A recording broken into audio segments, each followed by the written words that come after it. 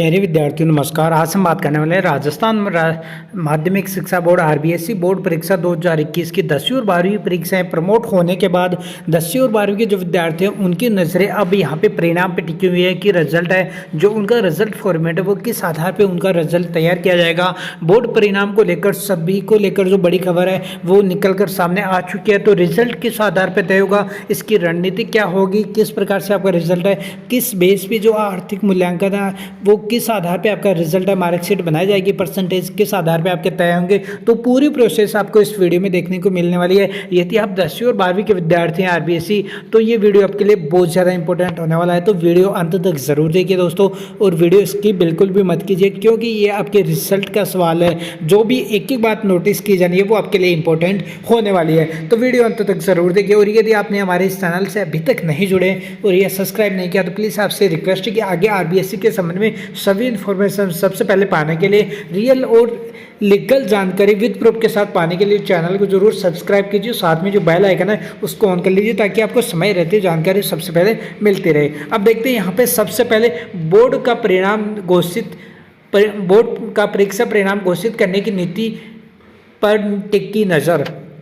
तो जो विद्यार्थी 10वीं 12वीं थे उनको प्रमोट होने के बाद अब सभी की जो नज़रें हैं वो टिकी हुई है उनके परिणाम पे कि उनका रिजल्ट है वो किस आधार पे तय होगा। यहाँ पे जो इंटेलिजेंट विद्यार्थी थे तो उनका यहाँ पे सवाल क्यों खड़ा होता है कि क्या उनको जो मेरिट में आने वाले थे तो उनका रिजल्ट किस आधार पे तय होगा, जो कमज़ोर विद्यार्थी थे उनका रिजल्ट है वो किस आधार पर तय होगा। इसकी पूरी उनको बिल्कुल जानना बिल्कुल ज़रूरी है। तो 10वीं और 12वीं की परीक्षा रद्द होने के बाद फॉर्मूले का इंतजार, जो भी फॉर्मूला रिजल्ट का बनाया जाएगा उसका इंतजार यहाँ पे सभी विद्यार्थियों को लगा हुआ है। तो 10वीं के लिए 8वीं और 9वीं का परिणाम है घोषित। तो जो 10वीं के विद्यार्थी प्रमोट है उनके लिए 8वीं और 9वीं का जो रिजल्ट है वो उनके लिए बेसिक आधार होने वाला है। जो 8वीं और 9वीं में उनके जो परसेंटेज थे उसी के आधार पे उनका 10वीं का रिजल्ट है वो तैयार किया जाएगा। और साथ में 12वीं के रिजल्ट के लिए 10वीं और 11वीं का परिणाम है वो ज़रूरी है। जो 12वीं की एग्ज़ाम है उसके लिए 12वीं के रिजल्ट तैयार करने के लिए 10वीं और 11वीं का जो रिजल्ट है परसेंटेज है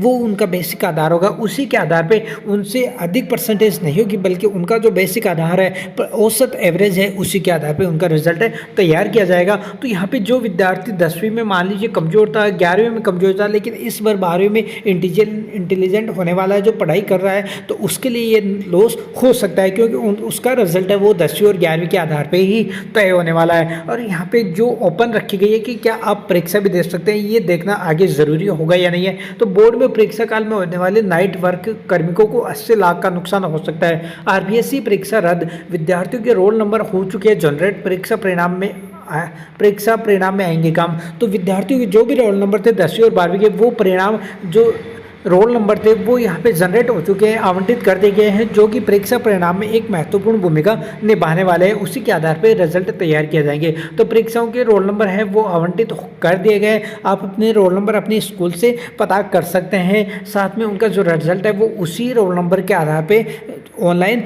मिलने वाला उनको। अब यहाँ से सबसे ज़रूरी है कि सीबीएसई की तरह ही 12वीं में 3 साल, 10वीं में 2 साल के प्रदर्शन से तय होगा रिजल्ट। तो 12वीं में जो 3 साल, तो यहाँ पे 12वीं में जो 3 साल है 9वीं 10वीं 11वीं के आधार पे, और 10वीं में 2 साल 8वीं और 9वीं के आधार पे आपका 10वीं का रिजल्ट है वो जारी हो सकता है। तो पूरी प्रोसेस है वो सीबीएसई के आधार पे ही होने वाली है।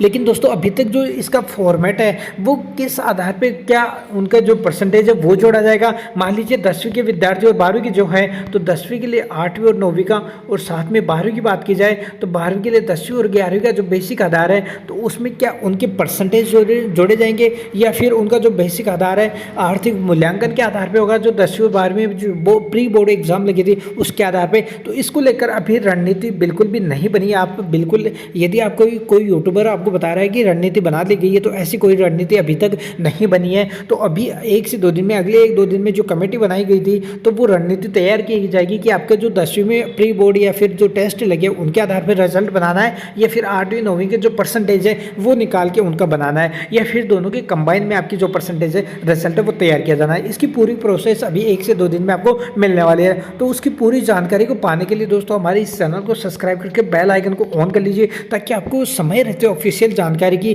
तुरंत जानकारी मिलती रहे। वीडियो को लाइक कीजिए और अपने दोस्तों को शेयर जरूर कीजिए। मिलते हैं अगले वीडियो में, तब तक से जय Bharat. Thank you for watching.